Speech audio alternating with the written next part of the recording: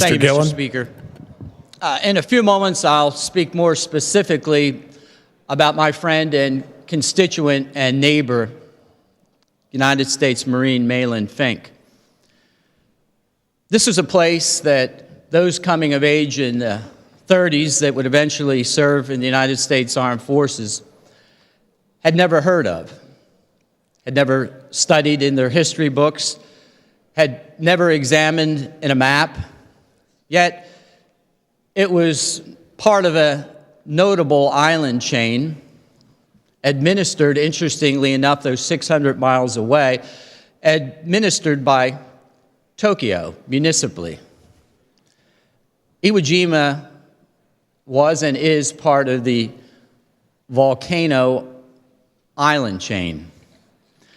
Just a few moments ago, sitting with Malin Fink, I asked him about the Sulphur Island, or Iwo Jima, that he served on. Indeed, Malin Fink, on day one, on February 19th, 1945, landed in that morning on Iwo Jima. And several days later, he watched the flag-raising ceremony on Mount Suribachi. He said that he and his fellow Marines, because of the vents that were on the island and an extraordinary heat, he said they actually cooked their beans and meals, he and his fellow Marines, on that island. Not only was the heat oppressive and sulfur and the smell of decaying bodies in the air, but he said there were times that he paused during his 12 days of fighting, that he paused to think about his mother. I asked him, did he think about his father? He said, yeah, but he thought about his mother first. And maybe more significantly, he stopped to pray. And no doubt, in the midst of that titanic struggle involving tens of thousands of combatants on either side, there were a lot of thoughts of home. There were no doubt a number of prayers that went up. And when it was all done, there was nearly 7,000 men that would never see their mother or father again. There were 7,000 that wouldn't be opening any more Christmas presents back home. There were 7,000 that left behind brothers and sisters and aunts and uncles and mothers and fathers.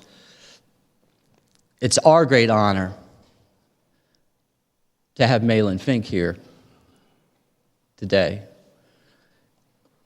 Lest we ever forget the sacrifice and the price that was paid for that flag, though 2 stars less flying on Mount Suribachi.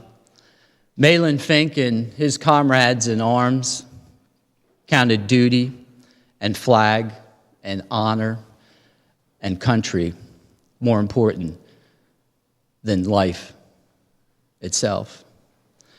And he was quick to note when the United States Navy came up that they ferried them around. And indeed, there were naval losses during this conflict. Everything that you might expect in war, in a very condensed 8-square-mile area, about the size of Harrisburg, at least Harrisburg's landmass, was present in and around Iwo Jima.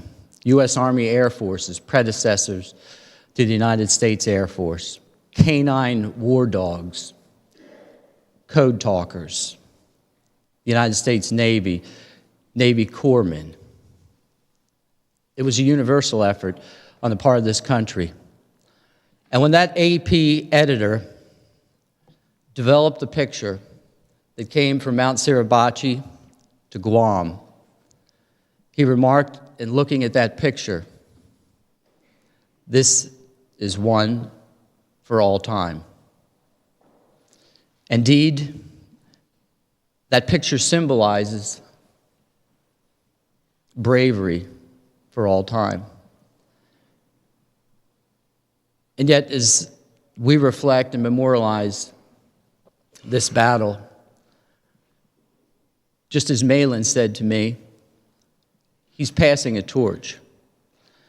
And if this country is going to remain free, and we're going to be in a position where we can pledge allegiance to our flag every day, there's another generation of Americans that have to take up a mantle and sacrifice and give, and to do what Malin Fink did. On February 19th, 1945, he stepped onto the sands of Iwo Jima. And 12 days later, just a few feet from where he and his comrades in arms were standing, an enemy mortar hit and shattered with shrapnel both of his legs. And there's not been a day in these 70 years that have gone by where Malin Fink doesn't think about Iwo Jima. There's not a day that's gone by in 70 years where he does not bear the marks and the scars and indeed the shrapnel of Iwo Jima. Our task is small today, but it's necessary to remember that sacrifice.